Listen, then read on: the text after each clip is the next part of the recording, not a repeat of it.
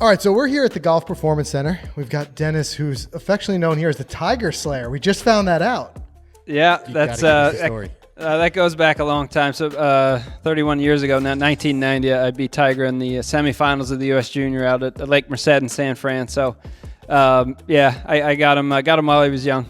I can imagine how many times you tell that story and people they think you're kidding, they think you're joking. Oh, I've had a lot of people. I'm serious. Yeah, a lot of people have dismissed it as just a joke. Yeah, for sure. For sure. Well, today we just wrapped up with you a very informative lesson going through with the gears system. So that's one of there's a lot of different things you do here at the Golf Performance Center, and we'll touch a little bit on that.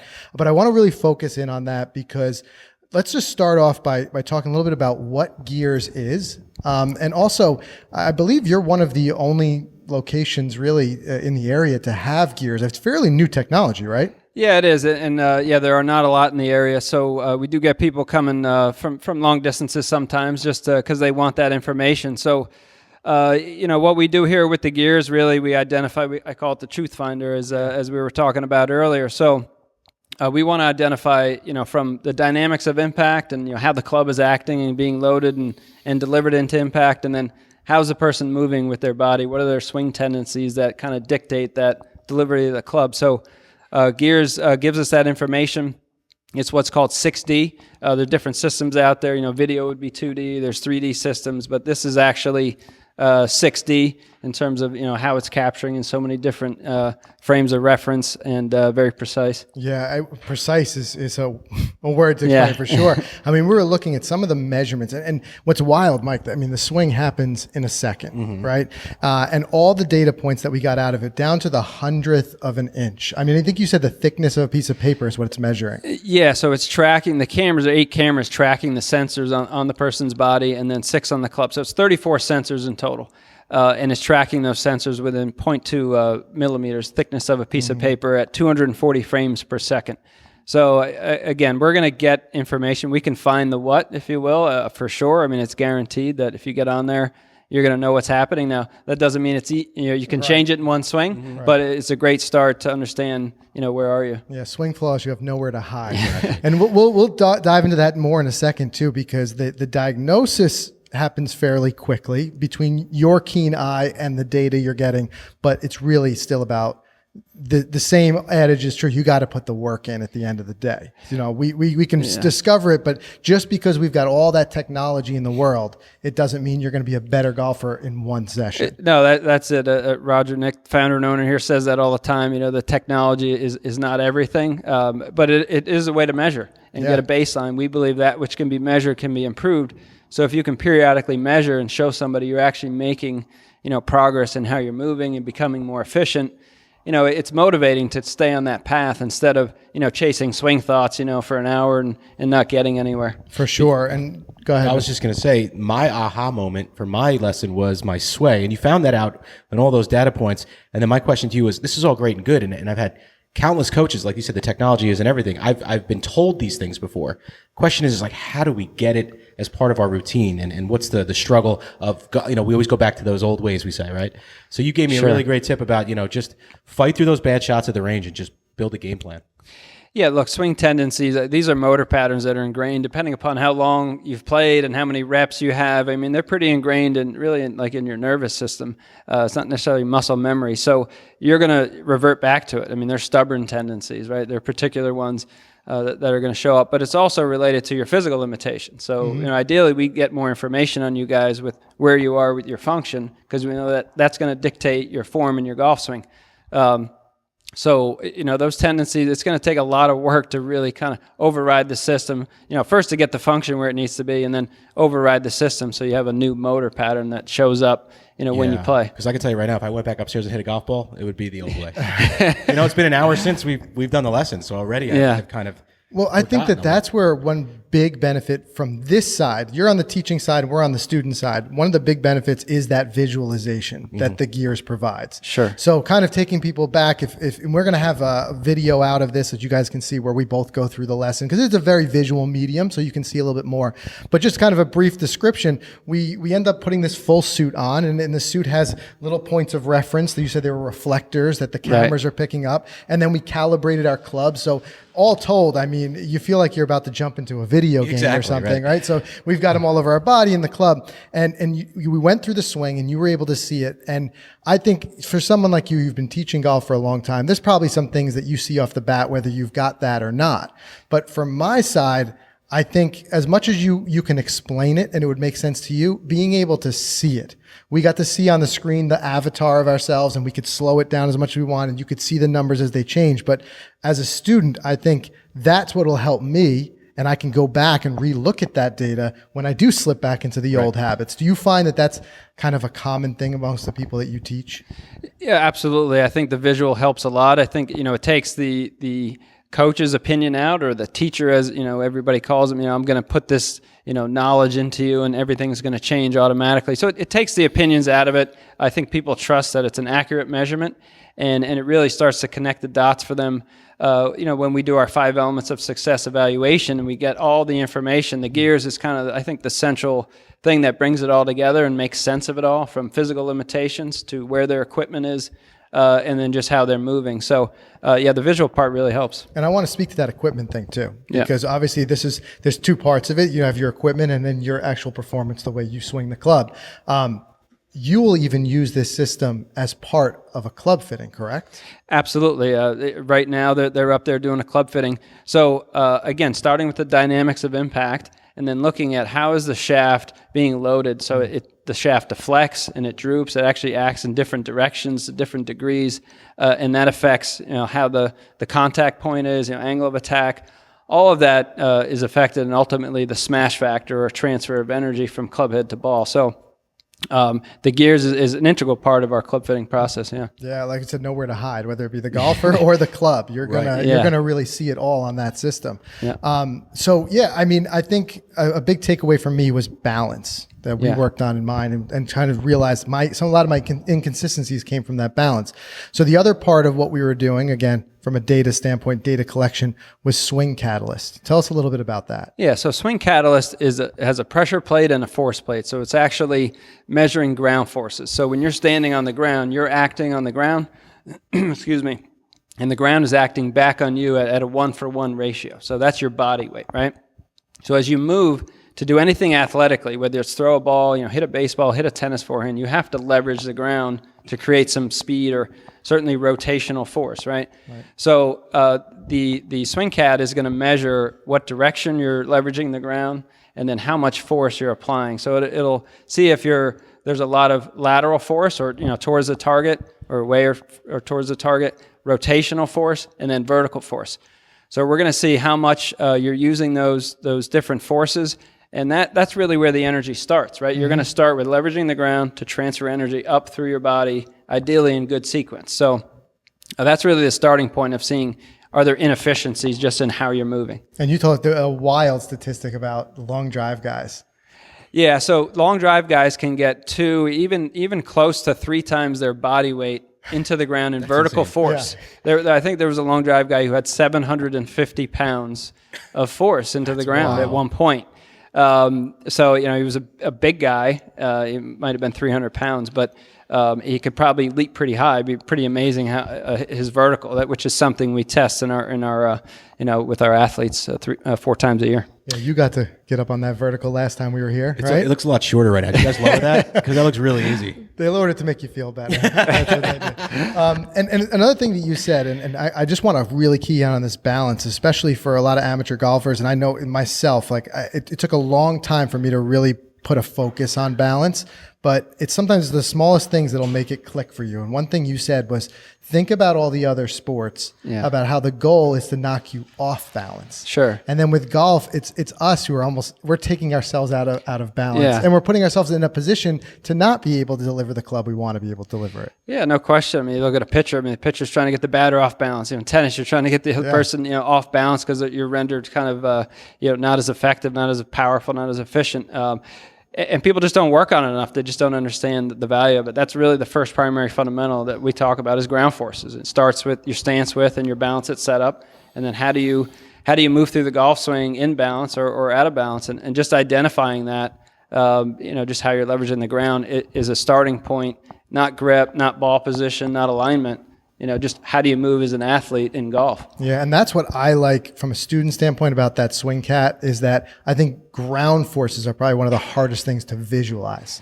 Yeah. But you can see it on the graphs in all three axes, and that just, again, it's something that helps make it click a bit. Yeah, for sure. I mean, it's some people have no sense of balance, and some people just don't know why they're off balance, even if they do have a sense of it. So yeah, I think the visual helps. And again, I think we can make sense. You can really get deep into it where you can make sense of the type of force and how much force and how does that relate to your movement and ultimately your club path. Some people try to connect those dots. For sure. Because one of those stats blew my mind on me. I was at 100% weight on the back leg, and you were like, whoa. That's Which without that visualization, you may never believe it, I didn't right? even feel that. Right. I don't even feel the weight because I'm not even thinking about that. And, between the swing cat and the gears showing me the sway, showing the avatar kind of pivot, visually seeing it, it's like, wow. Right. I have right no in front of your idea face. that I'm doing that. Yeah. Yeah, Mind-blowing. absolutely, right? So the light bulb goes off, and I think, again, it's really motivating for people to say, all right, now I know an answer. Okay, so that's a great starting point because I think most people are just chasing something that they don't even know what it is to start with, and I think it's really deflating. And, we talk about growing the game. I mean, people are leaving the game, in droves and just out of frustration. Yeah. Yep. They get hurt and frustrated and just don't understand that, okay, where am I physically? What's actually happening? So, okay, now I can create a plan to actually change these things and get better. Right. So, you see people all the time when we go through the gears and they just get very excited to see the possibilities. It is exciting. That's the key word. I mean, without me seeing the visualization, I would have been like, Dennis, get out of here. You're nuts. I'm not trying. Right. I don't feel it. You're nuts. Yeah, right. But it's right there. It's crazy. And that's just it. Like frustration so often comes from confusion. I mean, how many of us are out there with swing like, what am I doing wrong? You're asking your buddies, you're like, guys, you seeing something? Because I don't know what I'm doing wrong. Here we see it. It's right there. Right. That my coach, a great coach a long time ago that convinced me of that. He said the only reason I had anger on the course is because I didn't know what was happening, and I was worried it was going to continue, right? It was going to continue to hit bad shots because I couldn't just self-diagnosis, didn't have the awareness. So this is, everybody has gaps in their awareness in this game, and it's such a precise game, moving at, such a ballistic move from the top to impact in less than a quarter of a second that, people need help just to get their awareness where it needs to be first, and then we can go from there. Well, that's just it. So that's the next steps I wanted to talk to you about is we can gain that awareness fairly quickly using tools like this. We were both able to see a whole lot of our swing in a half hour. Yeah. What is that next step? Where do golfers go from there? Right. So I think, the complete approach, again, with the 5 elements of success evaluation, they would have, we'd have an understanding of where they are functionality-wise, and they have corrective exercises. So one would be working on these corrective exercises, stretches, to strengthen the right places, get more mobility in the right places. So that would be a regular part of the program. Have a practice plan. So, where do I allocate time and energy in the full swing, in the short game, in the putting, on-course work, mental work.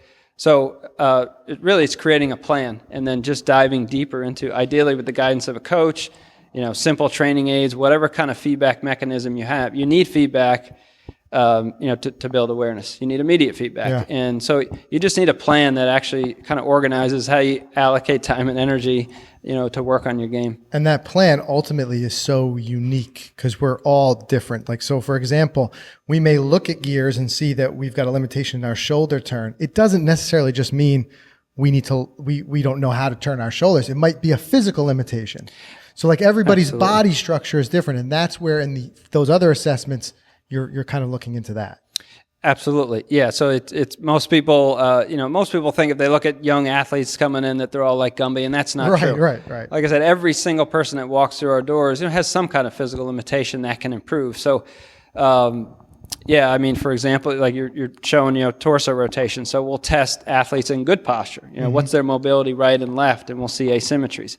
But then are they even in good posture when they set up? Because once you get into poor posture, now you can't utilize the range of motion that you actually have. So, just diving deep into it and understanding, how it all plays into how you're moving, is really helpful. One of the things that stood out with me, Dennis, is I think it was 1 or 2 swings, and you saw my path, and you saw the swing speed. And you said, with your swing speed, you should be carrying the ball with this driver like 275. The numbers were showing like 254, 250, because I have that slice. And that's what I came here to hopefully work on.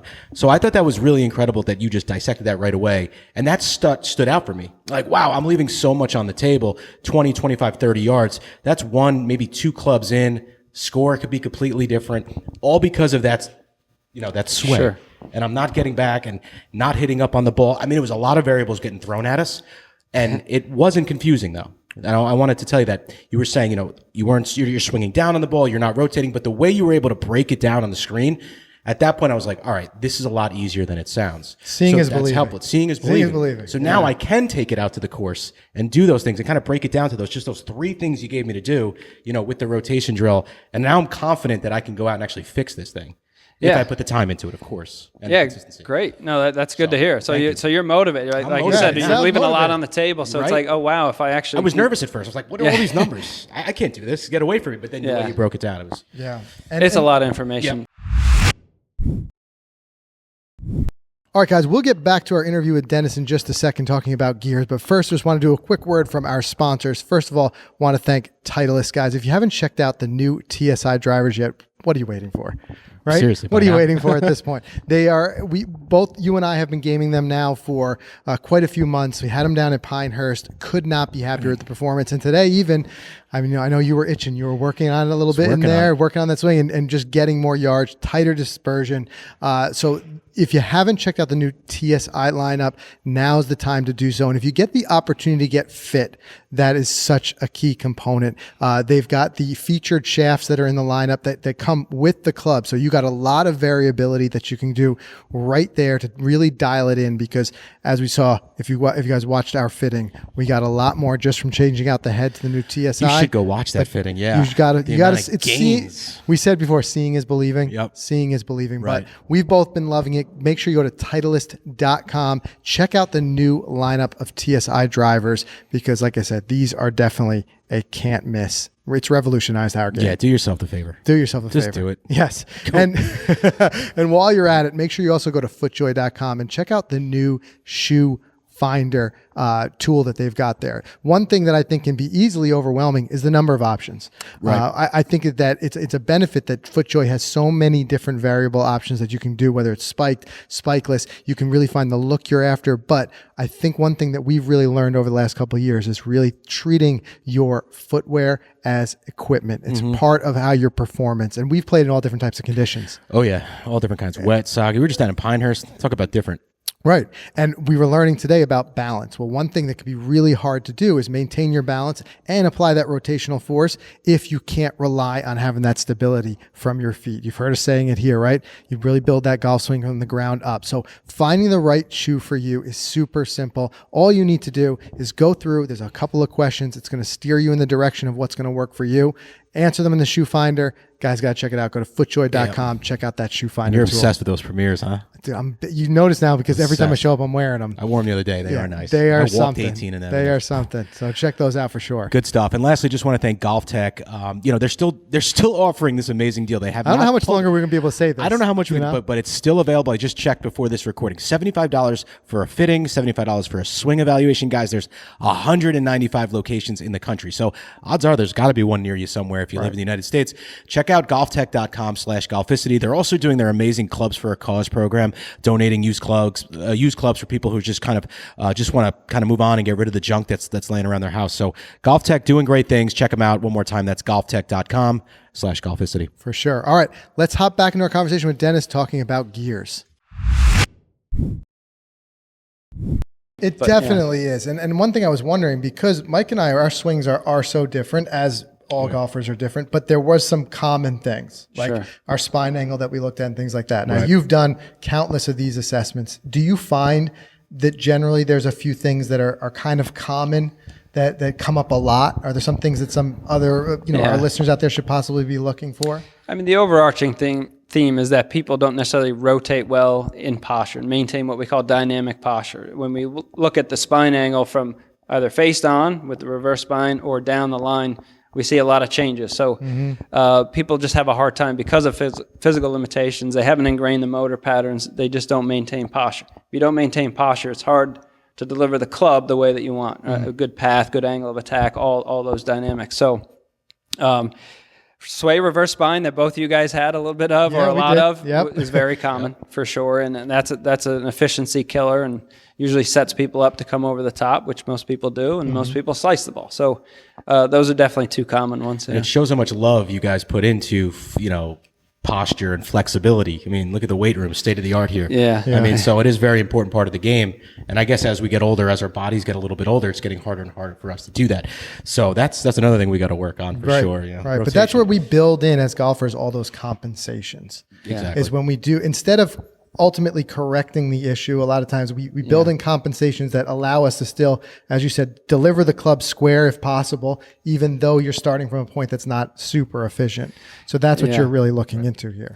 Yeah, exactly. And that's a lot of people's approach, right? So if you're cutting across it, well, let me just try to swing from the inside, but you haven't actually gone backwards far enough to, go forwards instead of backwards. Let me add another compensation on top of this chain. It's a chain reaction. Right. As we go through an order from setup to stance width to sway, reverse spine over the top. It's just a chain reaction of compensations that athletes are making to swing as fast as you can and control the ball as well as you can. So we try to work backwards, again, from the ground up, from setup forward, slow to fast, and that's how we do it. Yeah. And one of the things that I like about the visualization was, for example, taking spine angle. We're talking about, sure, if you took a slow-mo of me and you put a line there, you'd see a little bit of movement. But when you're on gears, we're measuring, we're talking about 5-6 degrees. Yeah. It's not something that, for your eye, you may see it because you've been teaching for so long. But somebody like me, I may not notice it, but you won't realize how much 6 degrees can make a difference. So that's where, to me, those numbers were something that just kind of really helped me. Yeah. Oh, that's great to hear. No, we see that all the time. Yeah. Look, I can see pretty well because I've seen done so many reps, but nobody can see like the gears. So, and that's why we do it. I think how we help as coaches is to really just help sift through the information, get a baseline, build a plan, guide them through all the obstacles that everybody's going to face different obstacles in this game. So it's not necessarily all the technical knowledge that helps us help our players get better. I think the systems help a lot. And we came at it a little bit non-traditional for you. It's just coming in and just doing a gears. Yeah. As you work through programs with people, where does the gears usually fall in that? Where do you normally put somebody on the gear system? Yeah, well, right in the beginning, we do want to get that baseline of, again, we're going to go through the 5 elements of success evaluation. We will go through our full PDI assessment with our athletes. So they'll do a full physical screen. So the functional movement screen, power and strength tests, there are 10 of those. So we see where they are athletically. We'll have them hit 123 shots just to see their skills, from 2-foot putts to drives, 9 ball flights, driver draws and fades, flop shots, comprehensive tests of skills. And then the third part is, scoring average and an up and down course. But in conjunction with that, we want to identify some swing tendency issues that we can address right off the bat. So, ideally we'd get all that information, with the gears, and then say, okay, and now we have a really good plan. Here's what you're going to work on in terms of fundamental or technically. Here's what you're going to work on because gears is showing us this, and here's the inefficiencies. But here's where your skills are. Okay, here's where you are athletically. So you have a comprehensive plan for improvement. And it's not like it's a one and done. It also establishes itself as a benchmark. So now you can come back and see side by side if all the other things you're working on has translated to the changes you want in those motions. Perfect. Yeah, we want to track progress because, again, people don't stay with the right thing long. They don't even know if they have the right thing that they're working on, and they won't stay with it long enough because they don't see the progress, maybe if it's the scores or whatever it is. But if you can show, small gains, just, hey, look, gears. I actually had this last year with one of our athletes. He was very frustrated. It wasn't changing. We went on gears, and it had reverse spine, had changed dramatically. It improved dramatically. So now he was like, wow, okay, I actually have changed the way I move. Yeah. So it was really motivating for him because he wasn't really sure. Right. So he's ready to abandon the whole thing and say, I'm going to go do something else because I haven't made progress. But so we want to track that, yeah. Those small wins, those are what really keep us going towards those end big goals. But it's like what you said earlier, Mike. It said it's easy to slip back into those natural tendencies. Simple. Yeah. It's so easy. But when you see it and you say, even though in this moment, because it's new to me, it might not feel right. It is right. And I'm doing it the right way because I can see it in front of me. I think that, again, I should keep coming back to that visualization because that's what hit home the most for me. Absolutely. And as you're talking, I'm thinking, I'm going through this journey right now with my 8-year-old daughter getting into the game for the past 3 years. Now she's doing one-on-one lessons. Do you find that something like a Gears or this technology is better geared towards someone who's fresh learning the game out of the gate versus someone who's just trying to make a completely different change, who's been playing for a long time? I mean, what do you think? Because you guys teach a lot of kids here. Sure. I don't know what the age group is. Do you have 8-year-olds that come through here? We do. Yeah, we always have. We are deeply involved in what we call long-term athletic development with young athletes from the age of 3 or 4 all the way up. Really at 8 years old, look, we believe that their development as a golfer starts with playing other sports, just developing as an athlete. Sure. Actually setting them up to become good golfers. Better athletes make better golfers, in the long run. So, I think for her, playing a bunch of sports, learning the game, developing a love for the game, and ideally it's something she wants to do even more next year and the year after, I think is the most important thing. I'm not sure if we've got a suit that fits her up there. So, but it's good to know. But and it sounds like you're definitely all for that at a young age, diversifying sports. Because I mean, one side of this is that because we can get so technical, it can be almost where kids can get too specific and they just stay in this one channel. But you believe, I mean, we talked about the commonality of things like balance among different sports. Yeah. For them, for their development, for our listeners who have young kids who are developing, we would encourage them to be in other sports as well. Absolutely. If she had poor balance, I might say just play other sports and go learn balance through that. For you, you're at a different stage of life cognitively and just how you may process things and be able to apply a practice plan and get into this kind of maybe sort of monotonous block practice that for her just wouldn't be any fun. So she can develop that in other ways. So absolutely, playing all kinds of sports is good. Rotational sports are really good. Yeah, making it fun for them is definitely key because it keeps their attention.